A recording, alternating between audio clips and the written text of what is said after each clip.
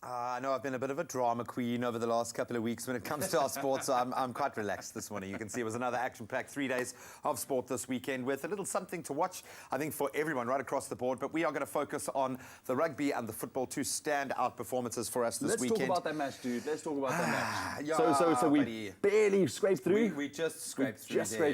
It was 18-17. Ultimately, we're talking about the Springboks up against France at Stade Francais, a packed Stade Francais. So I think the nerves were certainly there. This was a very important match for the psychology, if I can put it like that, for the Springboks. We needed to get the win. Yes, I think Alistair Coetzee is not too worried about his record, but we needed this. Dylan Lates getting in for the first. And that kind of stretch typified the Springboks' performance. They didn't make light work of this win by any stretch of the imagination, but they showed a huge amount of character and heart. Jesse Creel got in for the second, but I think what was most notable, they fronted up. They were very physical, so physical, in fact, that Eben Etzebeth, who I think we all thought was indestructible. There's Jesse Creel getting in for the second, and you can see how much every point, every try meant for us. They really did put their bodies on the line. Malcolm Marks also a possible injury doubt with his shoulder. He's going in for an MRI.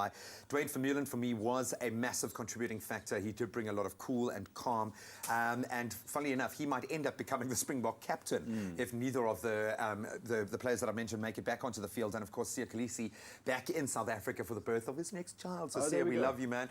Welcome home. But a much improved performance. Andre Pollard, a little bit rusty there, missed a lot of kicks, 4 kicks, I think, so we could have stretched that lead out, but he was at least showing signs of the kind of player that he is. So well done to the Springboks. We needed that win. Absolutely. All right, cool, man. Let's move on to some football. Confederations Cup, so much pressure on SuperSport United. Why? Because they were playing away up against TP Mazembe at home at the Stade TP Mazembe.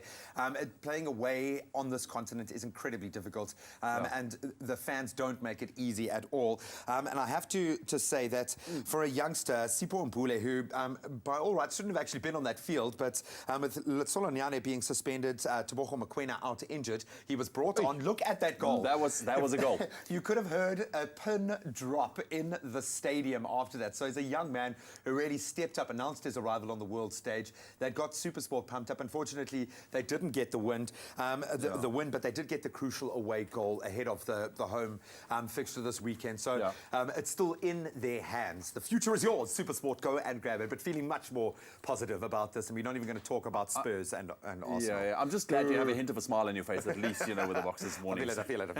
So it was a good weekend in terms of sport. If there's anything that stood out for you, let us know. #Expresso Show on our social media pages.